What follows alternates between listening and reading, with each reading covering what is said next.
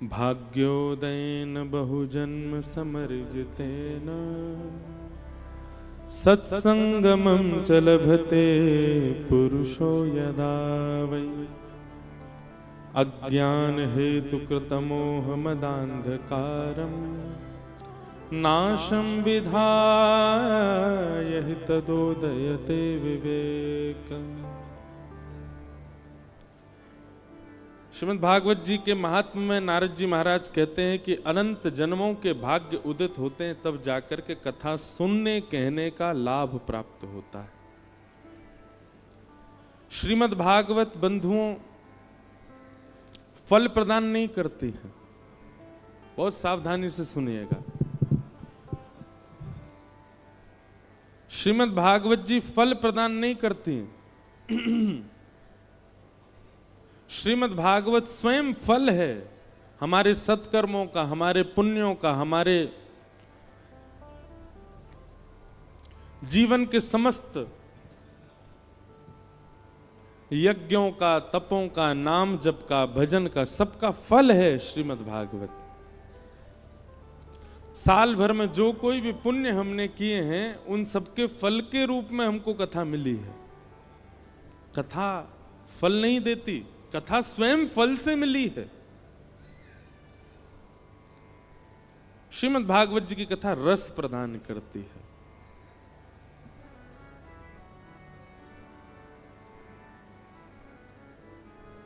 एक बोल दी हूं, बोले नहीं अभी कोई।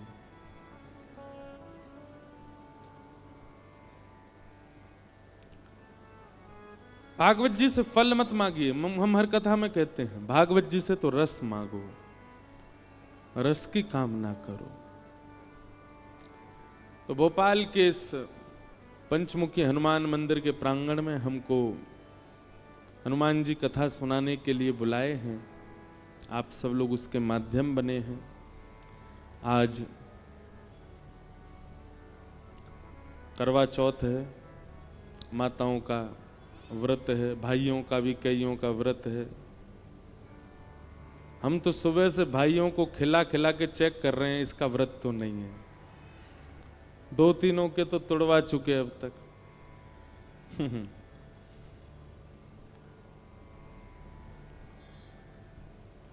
ऐसे ऐसे भाई लोग जो खीर देख करके कभी मना नहीं करते, आज मना कर रहे हैं सुबह से।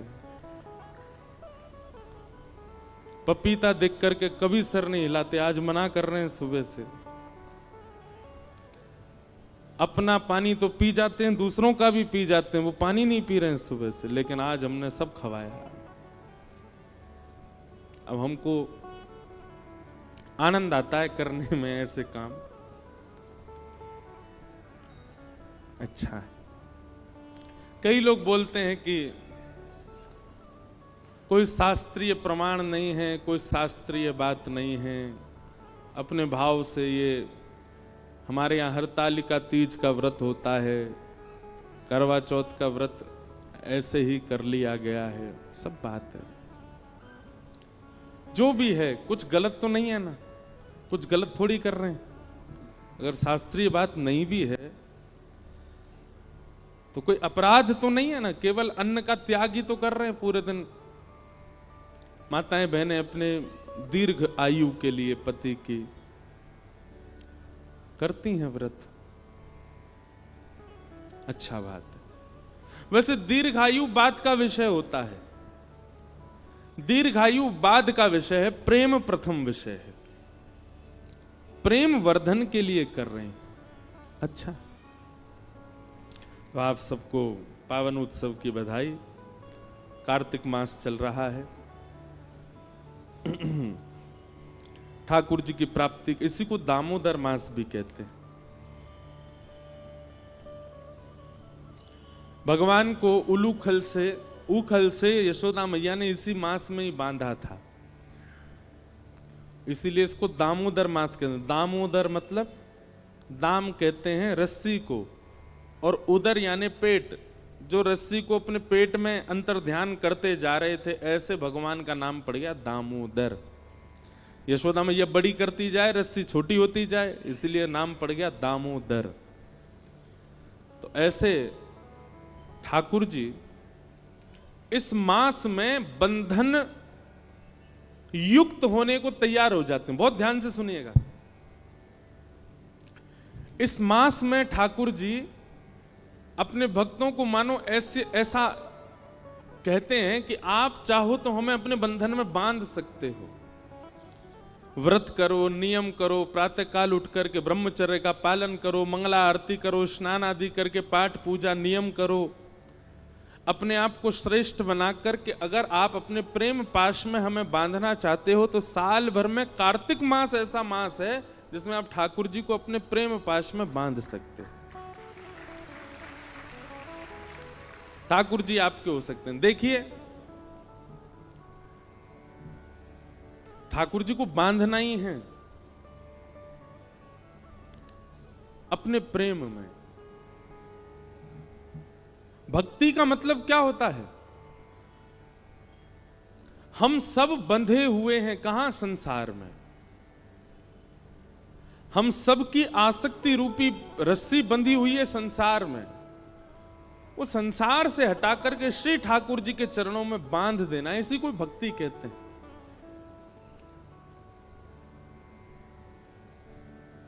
लेकिन संसार से जब हमारी आसक्ति रूपी रस्सी बंधी होती है तो हम बंधन में होते हैं, संसार तो मुक्त ही है। पर जब वह आसक्ति रूपी रस्सी ठाकुर जी से बांध दी जाती है तो ठाकुर जी भी बंध जाते हैं और हम भी बंध जाते हैं, दोनों बंध जाते हैं। पर जहां जहां हम जाते हैं, अनुब्रजाम में हम नित्यम पूये ये तन्य रेणु भी, भगवान कहते हैं फिर जहां जहां मेरा भक्त जाता मैं उसके पीछे पीछे जाता हूं। तो ये बहुत पवित्र मास है, ब्रह्म मुहूर्त में उठने की विधा है। अब हमारी तो स्थिति ऐसी हो गई है कि हम इतने थक जाते हैं कथाएं करते करते।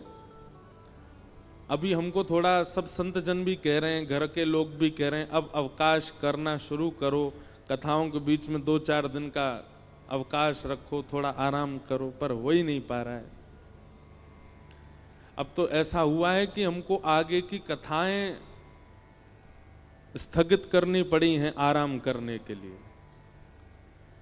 लेकिन आप सब लोग तो मुक्त हैं, तो कम से कम कार्तिक मास में प्रयास कीजिए, ब्रह्म मुहूर्त में उठिए और ब्रह्म मुहूर्त में स्नान आदि करके। भोपाल में अगर आपको व्यवस्था हो, यहाँ पे मंगला आरती 4-5 बजे होती हो मंदिरों में, तो पता नहीं, हमारे वृंदावन का तो माहौल देखने वाला होता है कार्तिक मास में।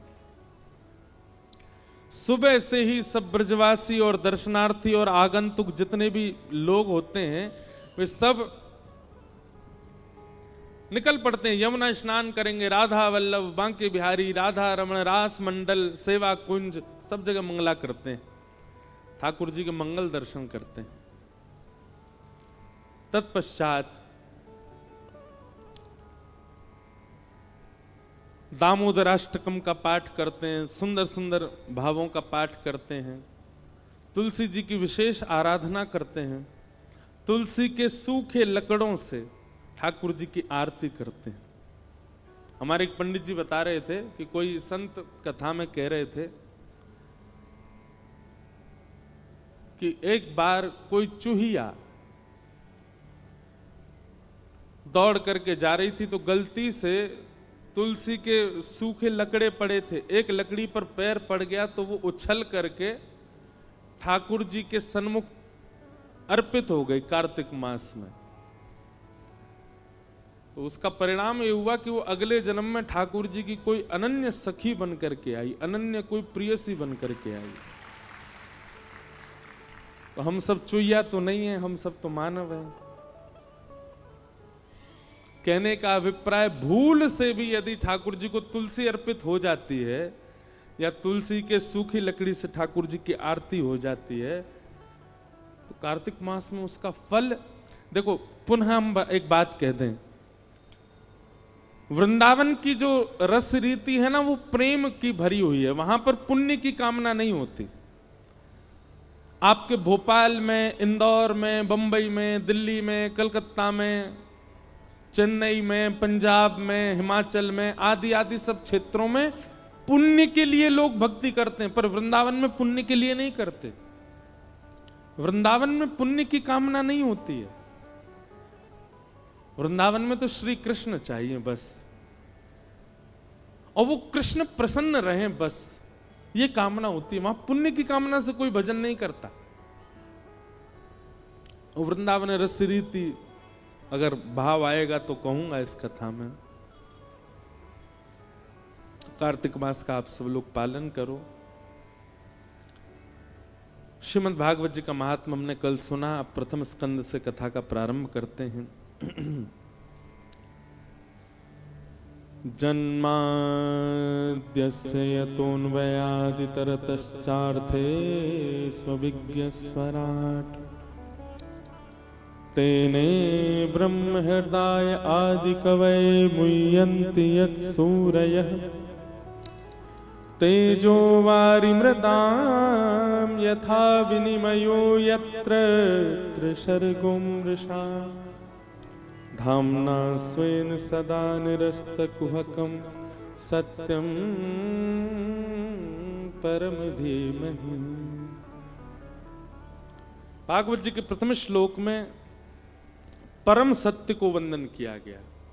परम सत्य क्या है? ठाकुर जी का नाम। बंधुओं, ठाकुर जी प्रत्यक्ष मिलेंगे यह जरूरी नहीं है।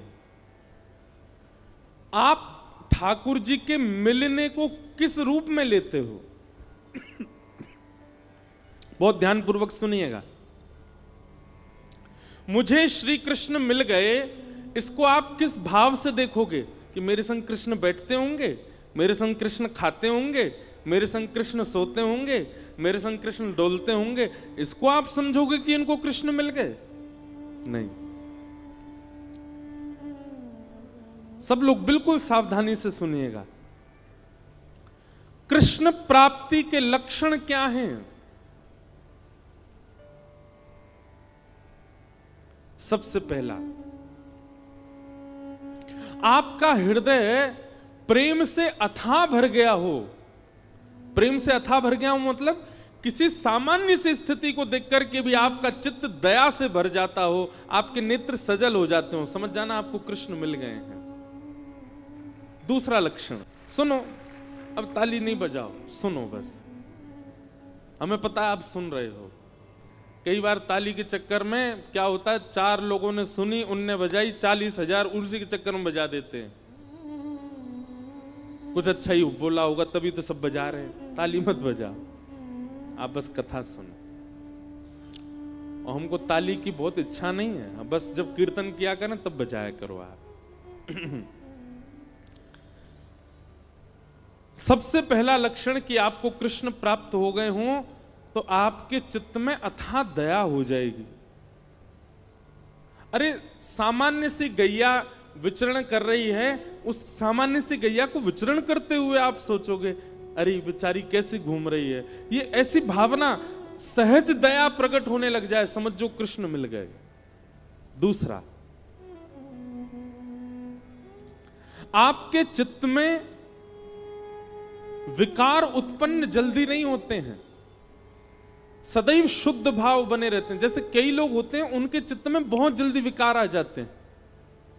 किसी के सुंदर रूप को देख लिया तो काम प्रकट हो जाता है, किसी के अति धन को देख लिया तो लोभ प्रकट हो जाता है, किसी की व्यंजनों को देख लिया तो उसके प्रति आसक्ति प्रकट हो जाती है, कहीं पर व्यसन वस्तु देख ली तो उसके प्रति भोग दृष्टि प्रकट हो जाती। समझ रहे हैं ना बात को? पर आपकी स्थिति कैसी? आपके जल्दी जल्दी विकार उत्पन्न नहीं होते चित्त में। कोई कितना भी रूपवान आपके सामने आ जाए पर आप उसके रूप को देख करके ये विचार नहीं करते कि ये मेरा हो जाए, आप बल्कि उसके रूप को देख के ये विचार करते हो ये इतना सुंदर है तो इसको बनाने वाले ठाकुर जी कितने सुंदर होंगे, ये इतना रूपवान है। बेचारे आदत हो गई आपकी ताली बजाने की, मारी फिर रुक गए, अरे हमको तो बजानी नहीं थी। कोई बात नहीं, पर सुनो, ये हम लक्षण बता रहे हैं। ऐसे लक्षण बहुत कम लोगों में मिलेंगे आपको, पर जिनमें मिल जाए ना समझ जाना इनको कृष्ण मिल गए हैं।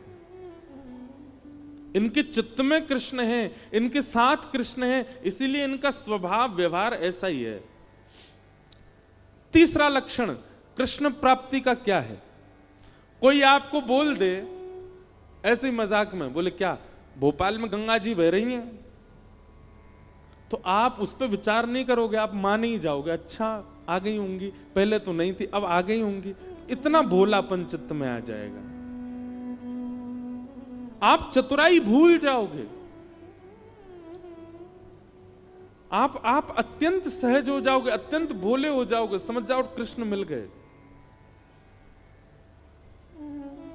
कोई आपको कह देगा कि आज सूर्य चंद्र एक दूसरे के गले में गलवैयां डाल करके आकाश में बैठे हैं, तो आप मान लोगे इस बात को, आप उस पर चिंतन नहीं करोगे, अच्छा होगा ऐसा, समझ जाओ कृष्ण मिल गए।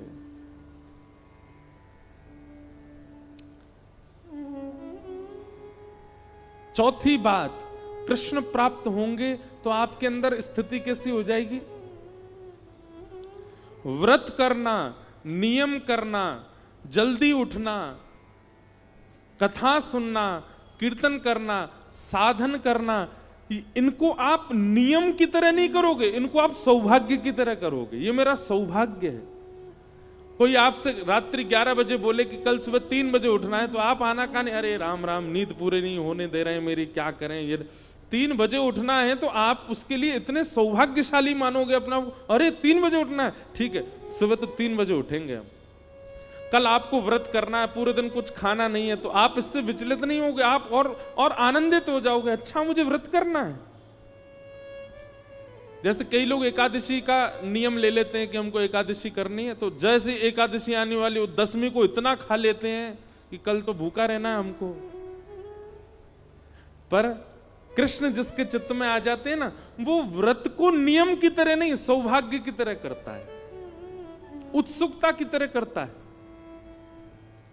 जैसे बालक को कह दो कल हम तुझे मेला ले जाएंगे, तो रात भर सोता नहीं बालक, उसको इतनी एक्साइटमेंट रहती है, इतना पसंद रहता है, कल मेला में जाऊंगा। ऐसी उत्सुकता व्रत के लिए, नियम के लिए, सेवा के लिए, कथा के लिए, कीर्तन के लिए, धाम गमन के लिए उत्पन्न हो जाए, समझो कृष्ण प्राप्त हो गए। और 5वां लक्षण, रेलवे स्टेशन हो, एयरपोर्ट हो, बस स्टैंड हो, पब्लिक प्लेस हो, मॉल हो, कहीं भी कोई तिलकधारी दिखाई दे जाए, कोई कंठी पहना हुआ दिखाई दे जाए, भले ही आप अपने ऑफिस के काम से हो, आप ऑफिशियल वेशभूषा में हो, लेकिन दिख जाए कि कोई वैष्णव सामने आ गया है, तो चित्त में अत्यंत आह्लाद, परिचय नहीं है आपका उससे, आप जानते नहीं हो उसको, लेकिन उसके वैष्णव भाव को देखकर के आप अत्यंत आनंदित हो जाओ, अत्यंत सुख में भर जाओ, और आपका मन हो कि मैं जाके इसको प्रणाम करके आऊं, समझ जाओ आपको कृष्ण मिल गए।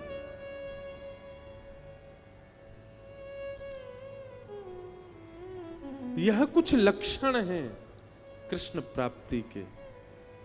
कृष्ण मिल जाने का मतलब कृष्ण संग रहेंगे नहीं। मीराबाई अकेली विचरण करती थी, पर उनके हर पद में यही है, मेरे तो गिरधर गोपाल, मीरा के प्रभु गिरधर नागर। मतलब प्रत्यक्षता में दिखते नहीं है, पर उनके स्वभाव और उनके अनुभव और उनकी क्रिया से पता चलता है कि मीराबाई के साथ कृष्ण हरदम है। ऐसे ही हमारा स्वभाव, हमारे लक्षण, हमारे गुण, हमारी चाल चलन, क्रिया बताती है कि हमारे साथ कृष्ण है कि नहीं।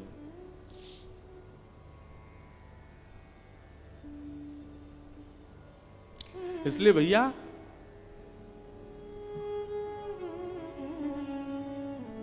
कृष्ण प्राप्ति का मतलब प्रत्यक्ष श्री कृष्ण संग रहे नहीं, आपके स्वभाव में, आपके गुण में, आपके व्यवहार में, आपके विचारधारा में परिवर्तन इस प्रकार का हो जो हमने बताया, समझो कृष्ण प्राप्त हो गए।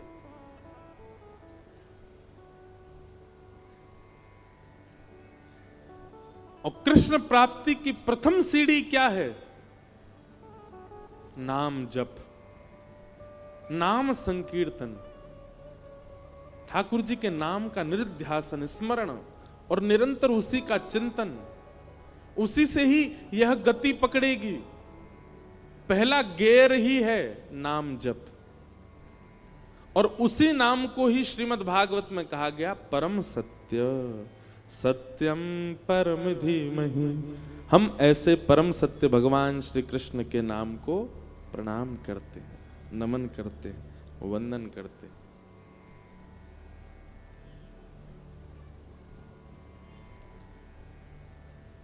एक बहुत सुंदर पद है,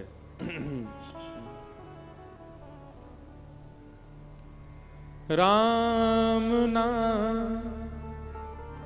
विसार बंदे, राम नाम विसार बंदे, राम नाम विसार रे, राम नाम विसार। सब लोग गाओ, राम नाम विसार बंदे, राम नाम विसार बंदे, कृष्ण नाम विसार बंदे, कृष्ण नाम विसार बंदे, राम नाम विसार रे, राम नाम विसार रे,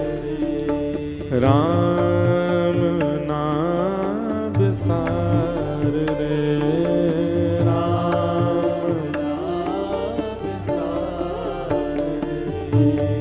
खाली आना खाली जाना इस जीवन का नहीं ठिकाना। आओ खाली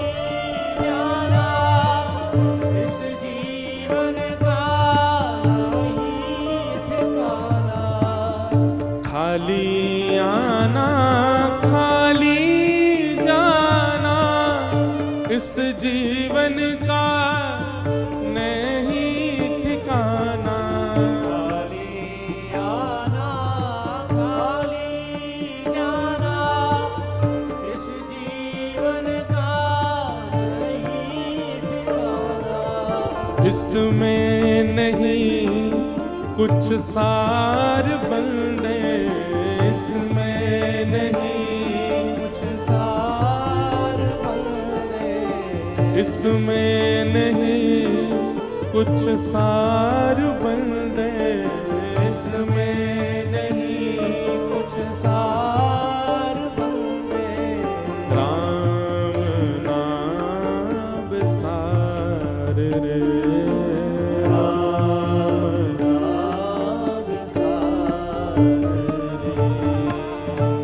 हमारे शास्त्रों में एक बात कही जाती है, क्या? धनानि भूमौ पशवस्य गौस्थे, भार्या गृहे द्वारि जन श्मशाने, देहश्चितायां परलोक मार्गे, धर्मानुगो गच्छति जीव एक।